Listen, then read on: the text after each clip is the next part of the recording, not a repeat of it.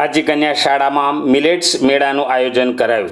સૌપ્રથમ જે બાળકોએ ઘરેથી વાનગી બનાવીને લાવ્યા હતા તેમનું મધ્યાહન ભોજનના સમયે વાનગી પ્રદર્શન કરવામાં આવ્યું હતું।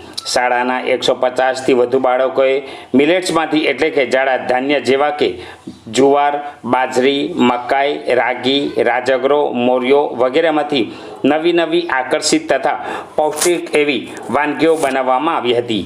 આ મેળાનો મુખ્ય ઉદ્દેશ બાળકો જાડા ધાન્યનો ઉપયોગ કરી તેના ફાયદા જાણે તથા વાલીઓ તથા બાળકોમાં જાગૃતિ આવે તે આ મેળાનો મુખ્ય હેતુ હતો। શાળામાં દર અઠવાડિયે મિલેટ્સમાંથી બાળકો વાનગી લાવે છે, એનું રજિસ્ટ્રેશન કરવામાં આવે છે।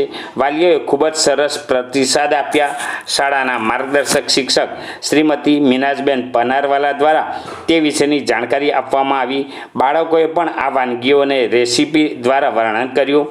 શાળાના તમામ શિક્ષક મિત્રોએ બધા બાળકોને આવકાર્યા હતા। JM શાહ કોલેજ દ્વારા ઇન્ટર્નશીપમાંથી આવેલા બહેનોએ પણ મિલેટ્સનો ઉપયોગ કરીને જીવનમાં લાંબુ આયુષ્ય માટેની વાતો કરી હતી।